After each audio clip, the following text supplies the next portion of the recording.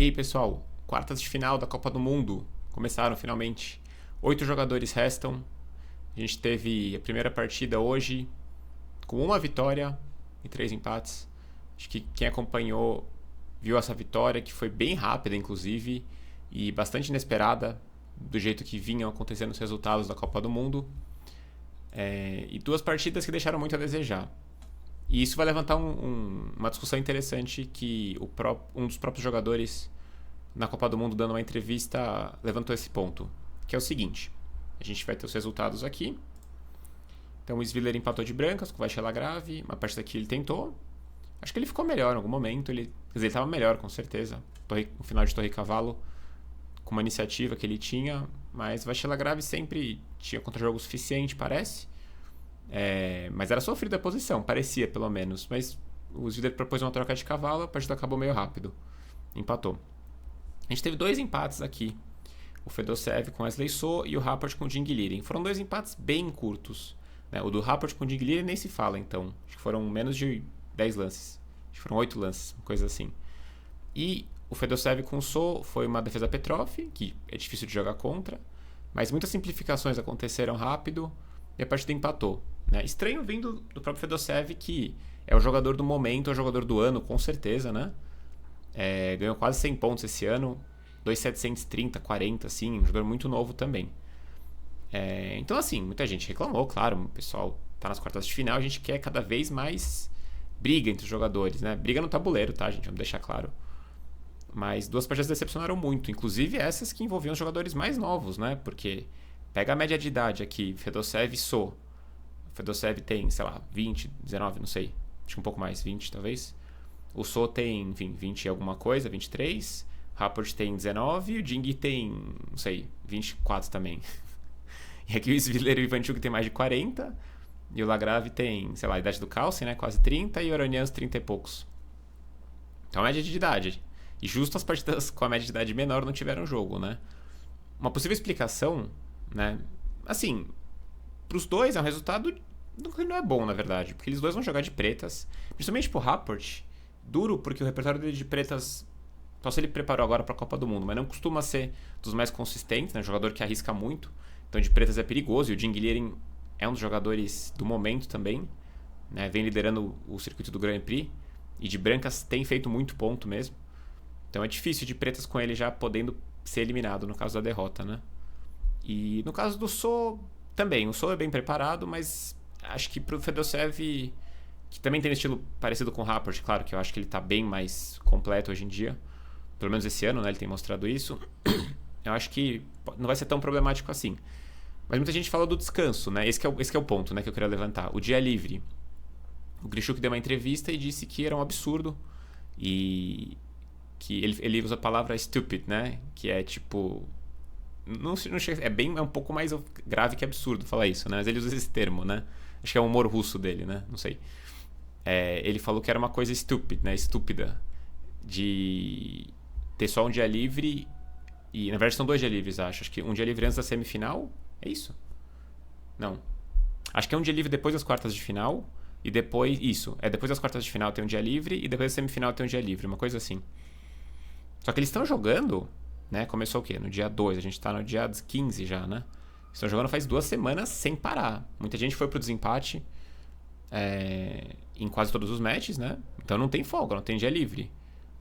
E no dia de desempate é bem estressante, são várias partidas, às vezes 4 partidas, né, de rápidas, de vários ritmos, mas enfim, muita preparação também. E devia ter um dia livre, né? A mais, eu acho bem razoável essa reclamação. É curioso que os mais jovens, vamos dizer, estejam muito cansados, que queiram um dia livre, descansar, mas acho que tem a ver com os adversários também aqui do momento de cada match, né? O Fedosev acho que não conseguiu nada mesmo. E o Rapport, sei lá, desanimou contra a berlinesa do Ding-Liren e falou, vamos jogar de pretas e levar para as rápidas. Não sei. Provavelmente tem algo a ver com cansaço. Que mesmo que eles tenham 17, 20 anos, uma hora bate. Né?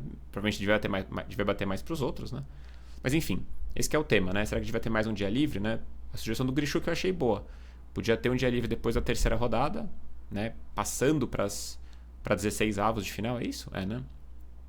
Ou passando para as quartas, né? Não, passando para as oitavas, desculpa. Isso, passando para as oitavas. E depois que seria a quarta, né? E depois mais uma depois do dia 5 e mais uma depois da semifinal, né? Da rodada 5. Então teria um dia a mais só, né? O torneio. E para os organizadores isso não seria bom, mas acho que para os jogadores é justo. É uma reclamação válida, eu acho. Pro nível de intensidade que tem esse torneio, né? Sim, não tem nenhum descanso. Mas enfim. E a gente teve finalmente a primeira vitória aqui das quartas de final. Levou a Aronian ganhando do Ivanchuk, que só não foi a primeira partida a acabar, né? Porque por mais que ele tentasse, ele não ia conseguir terminar mais rápido que o Rapport com o Digilirin. Mas ele ganhou do Ivanchuk. Nossa, o Ivanchuk, que era uma das sensações, não por ser uma surpresa, assim, mas por ser um jogador que eliminou o Kramnik e eliminou o Guiri, né? Todo mundo espera que ele pode aprontar isso de vez em quando, mas ele realmente está aprontando. Então ele estava sendo badalado cotado como um dos favoritos. Só que é o lado negativo do jogo do Ivanchuk, né? Ele tem essa instabilidade. Então ele perdeu em 20 e poucos lances hoje. E isso, infelizmente, faz parte do jogador que ele é. Ele tem potencial de acertar qualquer um. Né? Ele ganhou o match do Kramnik e do Guiri sem precisar levar para as rápidas, dos dois. Que são talvez dois jogadores mais sólidos. Se você pegar o top 10, o Guiri talvez está um pouco abaixo agora. Mas perdeu em 20 lances do Aronian, de pretas, né?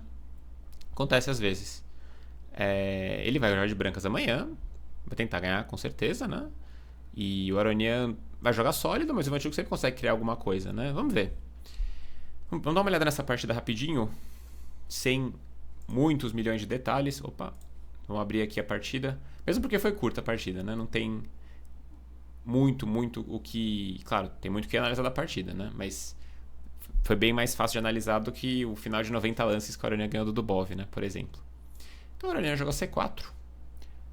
Não sei o que ele queria... Enfim, queria jogar uma posição mais... menos teórica, talvez. Mas o Ivanchuk também não é conhecido por ser um jogador teórico assim mesmo, né? Claro que ele conhece as variantes, ele já olhou todas as aberturas de defesa que vocês imaginam, ele deve ter uma memória que guarda tudo que ele vê uma vez na vida. Mas enfim, ele jogou C4, que geralmente busca posições mais desequilibradas, interessantes, né? E6, G3, D5 e Bispo G2. Que pode virar uma catalã, né? Se cavalo F6, cavalo F3, Bispo E7, D4, virou uma catalã. Ou pode virar um duplo fianchetto ou hatch, não sei como é que chama isso. Qual que é o nome que é usado, né? Porque as aberturas têm muitas ordens diferentes, né? Então, Bispo G2 e D pro C4. Jogou direto, né? Que é uma ideia normal. Você tentar eliminar o peão, faz com que as brancas percam um tempo recuperando o peão. Enquanto isso, você mobiliza só lá da dama. As pretas, no caso, né? Então, dama A4, cheque, que é uma maneira normal de recuperar o peão. Jogou C6. E tem muitas ordens diferentes aqui nessas posições. Às vezes o cavalo já está em F3, ou não, né? Às vezes o cavalo ainda tem G1, como é o caso. Eu sei que esse lance é possível, né? Na posição com o cavalo F3 e cavalo C6, eu tenho certeza que esse lance é possível. E depois de dama C4, A6. Com a ideia de jogar B5 e torre B8. Né? Ou no caso, se cavalo F3, B5, dama C2, bispo B7, que isso é ideal para as pretas. Essa formação a gente já comentou aqui, né? Bispo E7, roque, e o preto quase sempre está tranquilo nessas posições. Está bem tranquilo nessas posições. A ideia é tentar jogar C5 um dia, né? Então C8 e C5. Mas o que importa na catalã é isso. Tipos de posição de catalã, né? Com bispo em G2. Não é bem uma catalã isso. Se você tiver um bispo em B7 contestando o bispo de G2, normalmente você está bem. Normalmente, tá? Mas tem detalhes de ordens aqui. Não sei. Ele jogou C6, que é normal também. Dama C4 e B5. Mesmo porque ameaçou B5, né? Segurando o peão. E aí, quando o cavalo D7, o branco pode esperar um pouco para recuperar o peão. Já que não está ameaçando o B5, né? Então C6, dama C4. B5, dama C2, bispo B7. Parece um lance feio B5, mas justamente isso. Eu quero botar um bispo na diagonal e rapidamente tentar contestar esse bispo de G2.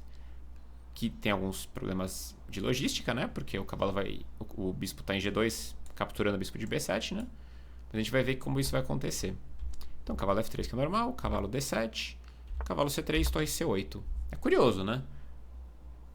De novo, o xadrez de altíssimo nível, de elite, tem partidas instrutivas e partidas não instrutivas.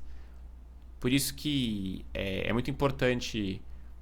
o papel do treinador é muito importante muitas vezes para direcionar, no caso, que partidas eu devo ver, né? É claro que vendo todas as partidas, uma hora a jogadora vai entendendo como conduzir posições diferentes, mais ou menos, né? Mas isso aqui é muito difícil de entender, né? Sem uma explicação. Né? Cadê a lá do rei? E aquela regra que tem que tirar lá do rei, que tem que rocar rápido, né? Por que, né, que aqui dá certo? Então, e eu não acho que precisa necessariamente... Isso é um outro assunto, na verdade. Que você precisa necessariamente de um treinador. Não, o treinador muitas vezes ele acelera o processo, mas todo mundo é capaz de entender as partidas. Até uma partida muito difícil como essa, só que demanda muito tempo. Você tem que analisar, né? Você não vai entender de primeira. Você vai analisar a partida de novo. Eu faço isso bastante quando eu vou analisar uma partida. Eu vejo ela, eu vejo de novo, eu vejo várias vezes para tentar entender a essência dela, entender o máximo uma partida, né? Quando eu analiso. Então, às vezes, alguém que tá começando, fala, tô começando, quero ver partidas. Olha a partida do Ivanchuk. Pode acontecer isso. Vai ser mais difícil entender. Por quê? Por que ele não roca, né? Qual que é a lógica de não rocar e jogar na ala da dama? Eu aprendi que isso é errado. Eu vi em algum livro que é errado, em algum vídeo. Mas tentando ver o resto da partida, que claro, nesse caso deu errado, às vezes começa a fazer algum sentido. Então, o hábito de análise de partidas é muito, muito saudável para o progresso do xadrez. É uma das coisas que eu acho que traz mais benefício e por isso mesmo é mais difícil de fazer. É muito mais difícil que fazer um exercício de tática, que a posição está lá para você, você pensa qual que é o melhor lance e fala. Se for de acordo com o seu nível, né, que nem os sites fazem hoje, é super tranquilo geralmente fazer, para qualquer nível. Se você tem 1000 de rating, você vai ter exercício de 1000 de rating, então você vai conseguir resolver alguns e outros não. Agora, análise de partidas é muito mais difícil do que tudo isso, do que ver livros também, porque o livro é mais mastigado. Por mais que tenha partidas em um livro, né?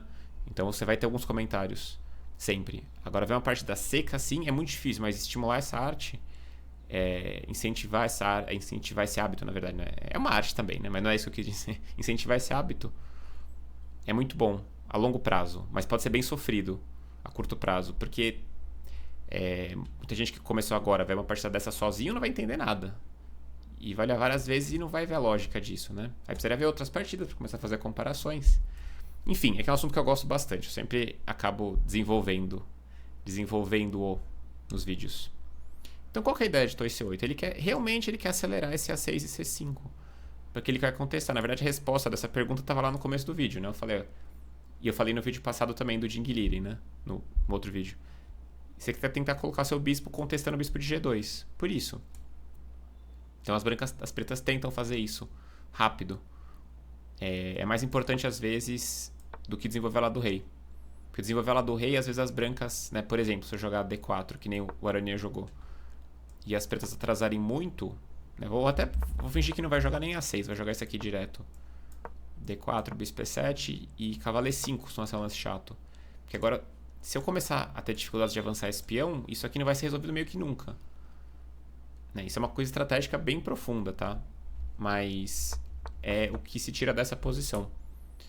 Então ele quer tentar acelerar o C5. Né? A6 é importante para defender o peão. Jogou D4. Né? Minha única dúvida que resta, por que não jogou A6 direto, né? É claro que o Torre C8 é bem lógico. Mas se roque C5 parece muito mais tranquilo do que já estando com o peão em D4. Inclusive foi uma das raízes do problema do Ivanchuk na partida. Então a análise funciona isso. A gente vai entender que o Torre C8 foi perigoso. E por que não jogar C5 antes, então, né? A6 e C5. Eu não vejo como o branco está abrindo a posição rápido. E o cara joga cavalo F6 do P7 e com o meu C5 já realizado. Muito importante isso.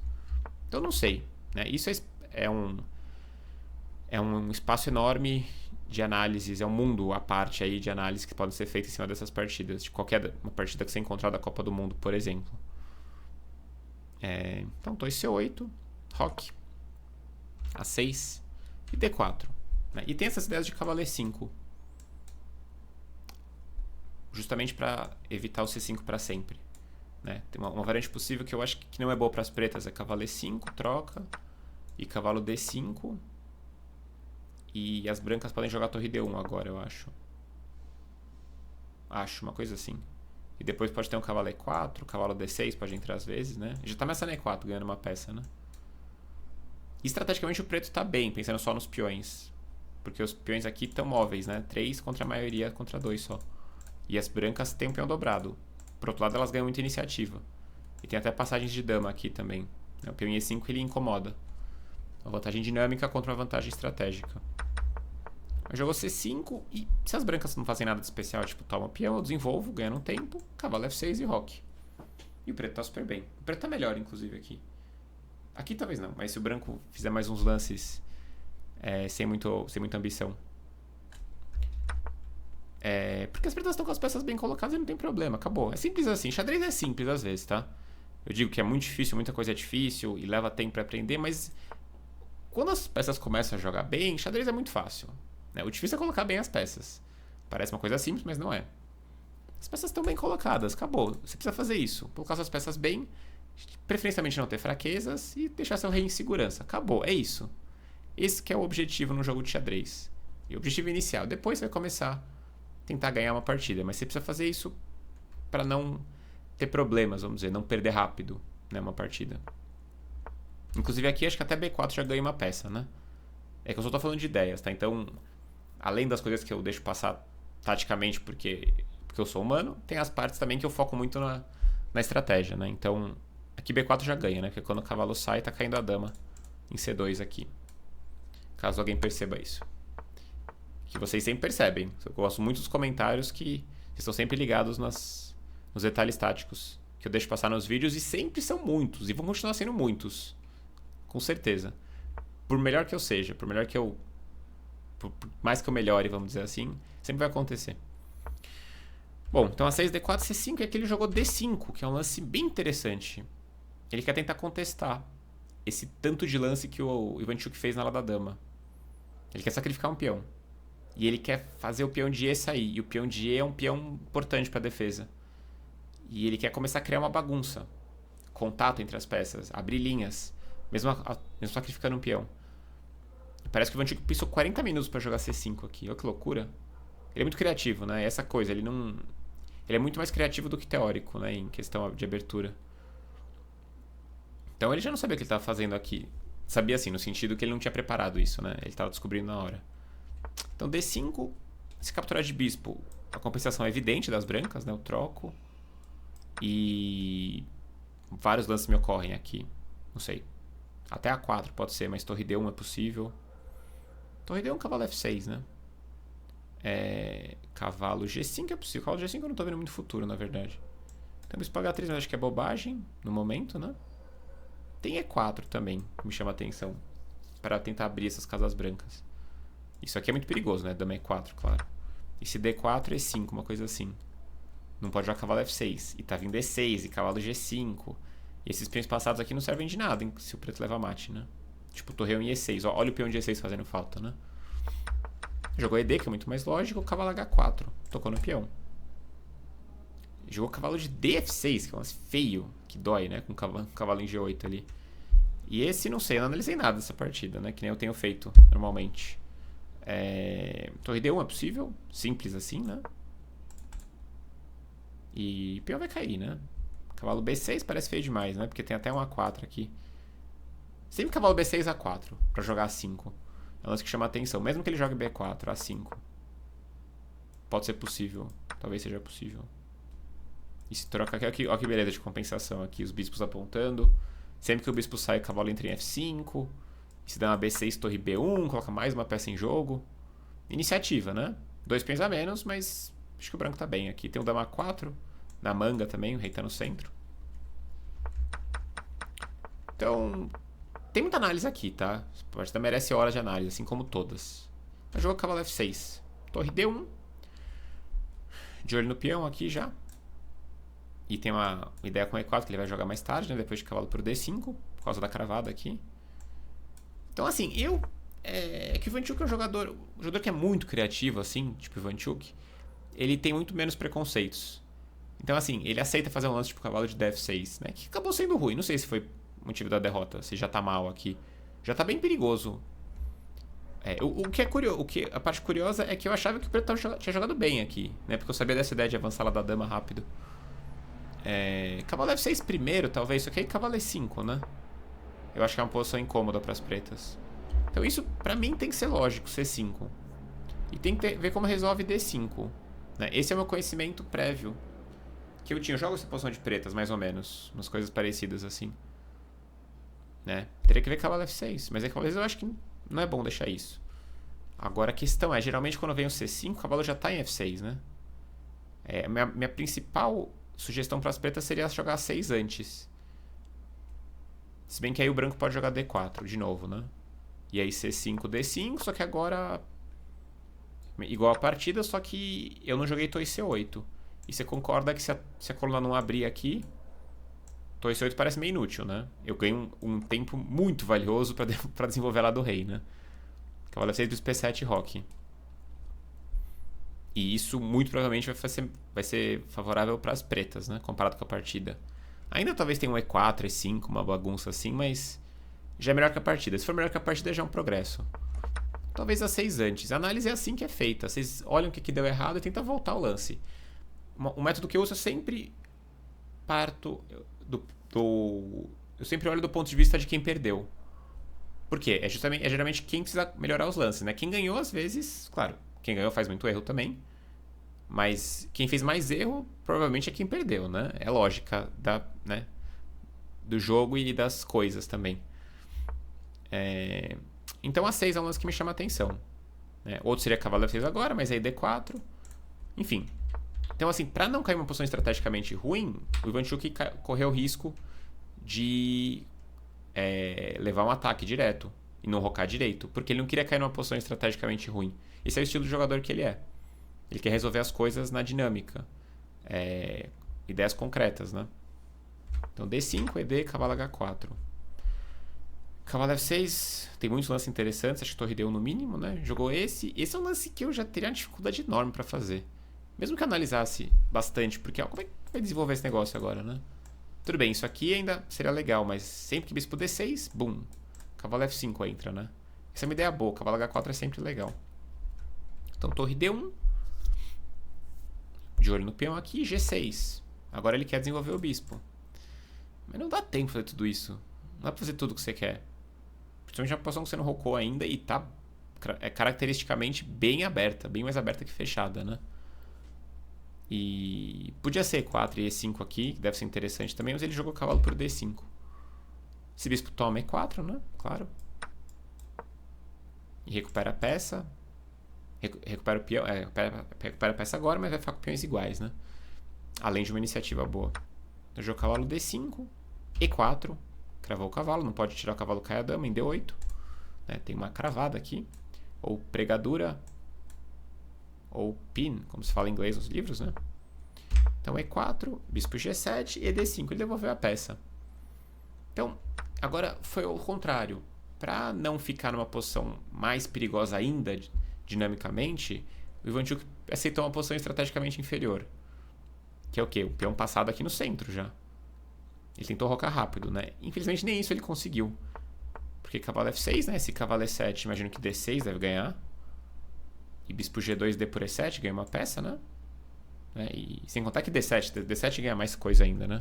Quando trocar em G2 aqui, né? Tô dizendo. Então, cavalo F6, dama E2 cheque é fino. Porque esse dama E7 troca e D6. Cheque, depois cai uma peça inteira.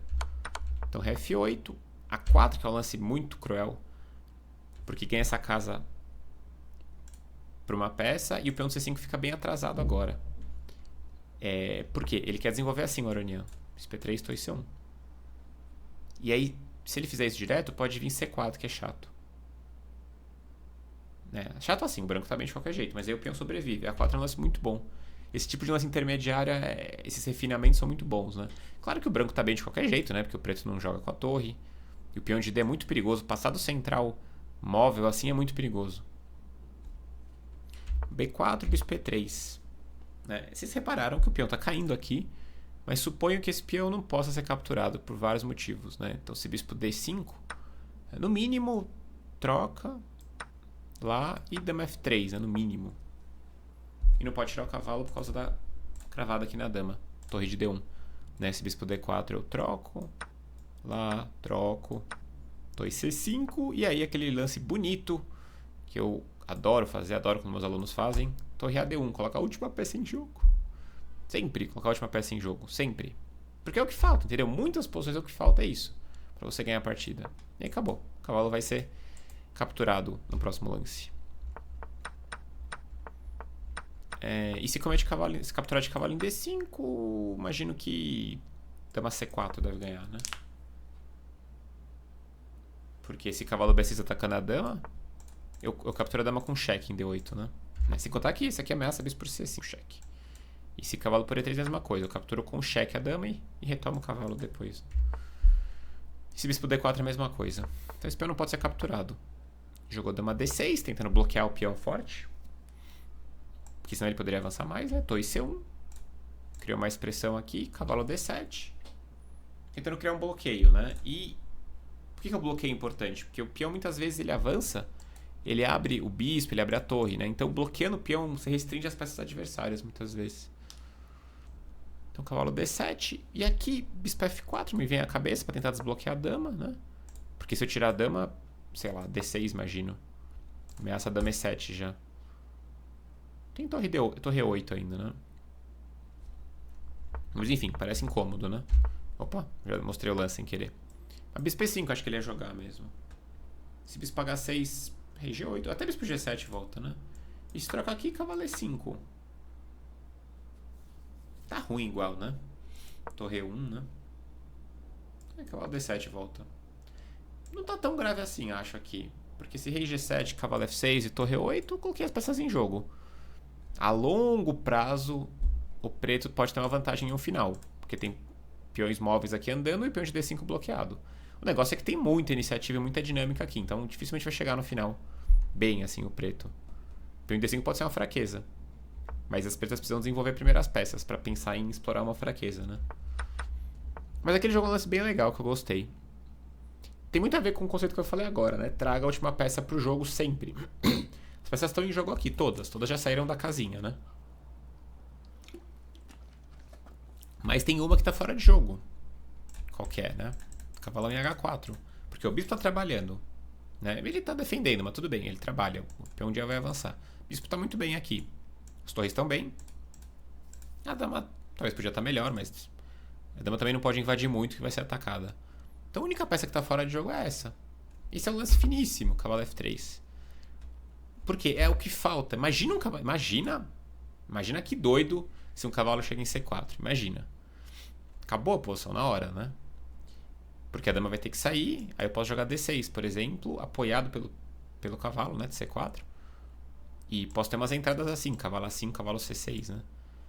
Então, é muito legal, né? Você entender uma partida. Esse que é o processo de análise de uma partida. Por que fez isso?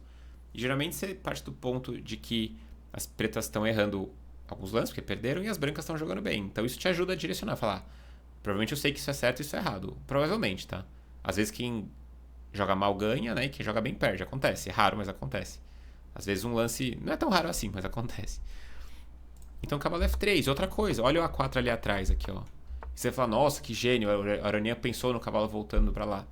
Talvez. Mas a questão é que isso é um padrão bem conhecido. Que você fazer um peão avançar aqui é bom, porque ele te dá uma casa boa.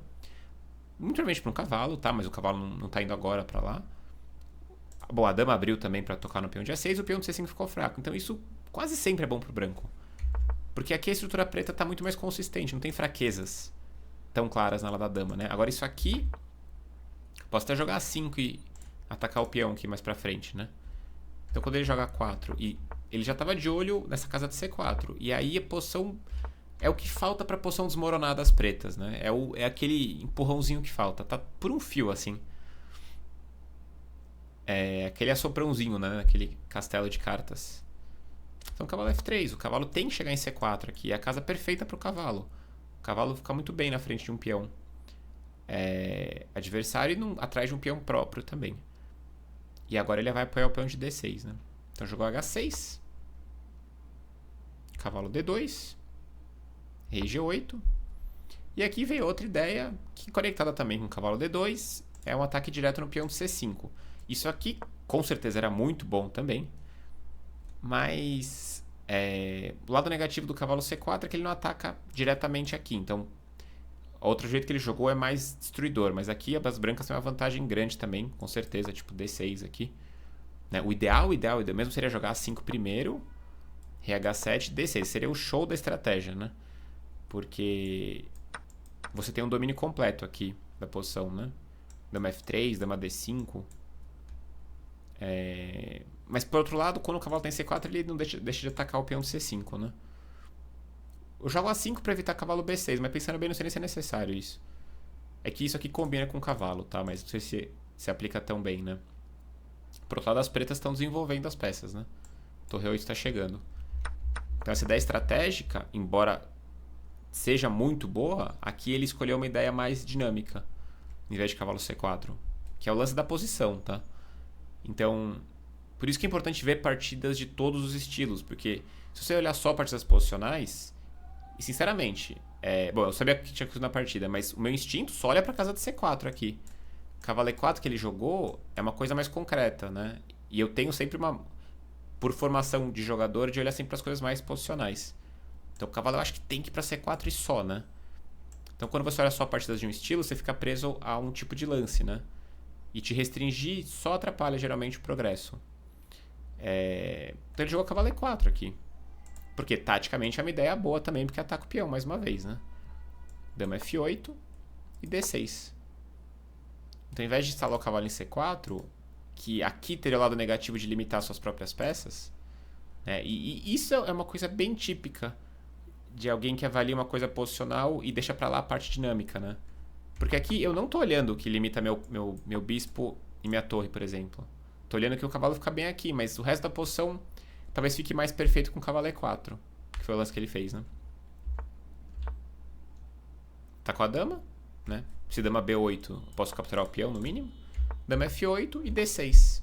Que é o lance que ficaria muito bem com o cavalo C4, mas aqui é bem mais forte. Eu quero capturar o peão. E se rei H7, cavalo C5, simplesmente, né? Troca ali, troca e... Já tem D7 aqui, né? Não, D7, torre C5... Não precisa, né? D7, torre C5 dá alguma bagunça. Esse aqui tá bom, né? Não tem porquê criar algum desequilíbrio aqui. Ameaçou D7.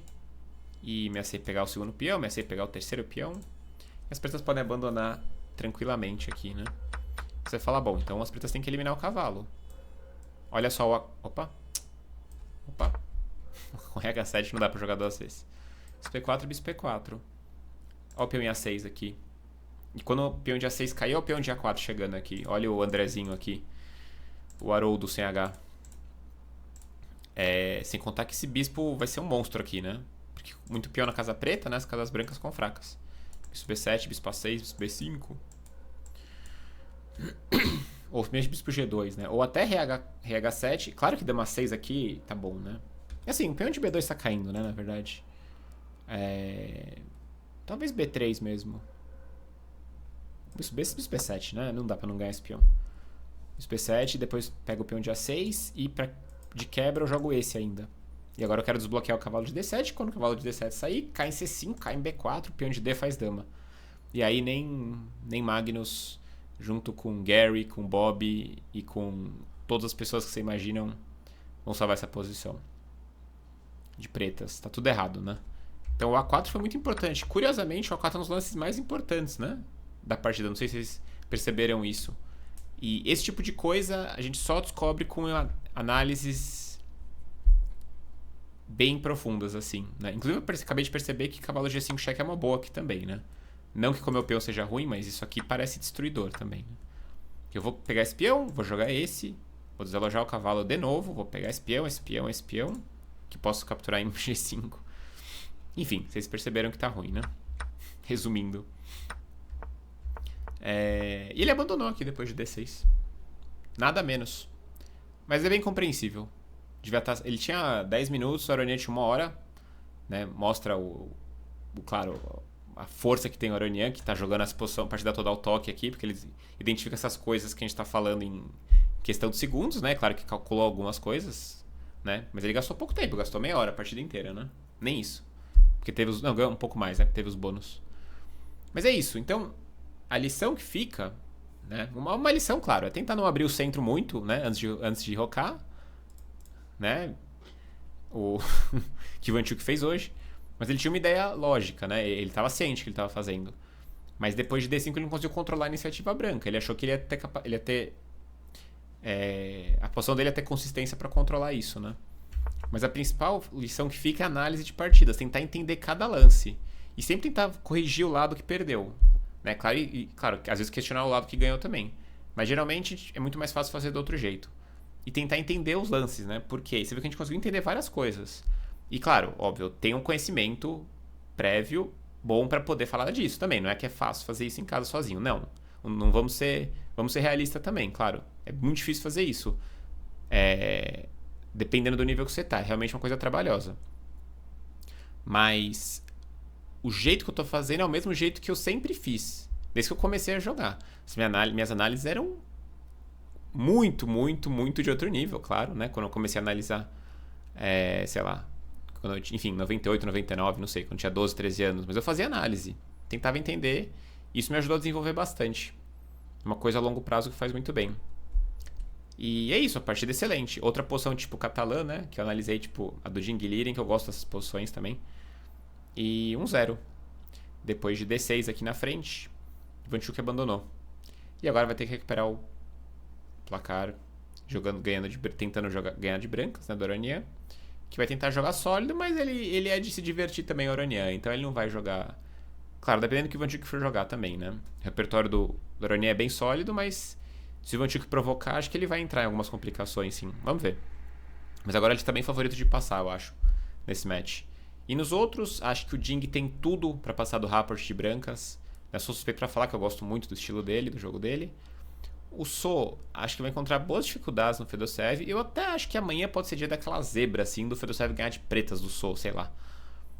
Porque o So arrisca muito em algumas posições também. O Fedosev embarca nas complicações e, de repente, né, geralmente, quando alguém joga com um cara tipo Wesley So, o pessoal joga mais limitado, né? Joga mais com freio. Ele fala, não posso arriscar, que o cara é número 2 do mundo, né? Número, sei lá, enfim, top 5 do mundo. Sabe o que ele tá fazendo. Acho que até dá uma caída no hate agora, né? Mas a gente sabe da força dele. Mas o Fedosev não tem medo dessas coisas, não. Né? E, por fim, o Lagrave vai pressionar bastante o Svidler. Acho que o Svidler vai levar pro tie-break, sim. Então é isso. Meu palpite, Aronian classifica. Jing classifica amanhã. O Fedosev acho que pode aprontar uma zebra amanhã, mas acho que tem tudo pra ir pro desempate também, minha opinião. E o Svidler vai pro desempate também, minha opinião. Vamos ver se eu não queimo a língua. Beleza, meu povo? Então, amanhã, 8 da manhã, de novo, segunda rodada, super decisiva, podendo definir semifinalistas, já quase com cheirinho de candidatos, né? Quem chegar na semifinal vai estar muito perto de colocar a mão nessa vaga. E é isso. Por hoje é isso. Comentem como é que vocês lidaram com essa derrota do Ivanchuk. Eu sei que os fãs dele devem ter sofrido muito, e quem é fã dele é muito fã, mesmo quem não é fã dele gosta dele, né? Ele tem um carisma impressionante. Ninguém queria ver ele perder em 25 lances, 24 lances. Mas é isso. Vamos ver o que rola amanhã. Não se esquece de seguir o canal. Opa, sempre esqueço. Do outro lado. O botãozinho ali que vai aparecer para vocês. E nos vemos amanhã. Aquele abraço, pessoal. Bom descanso e mais um dia de Copa do Mundo amanhã. Fui.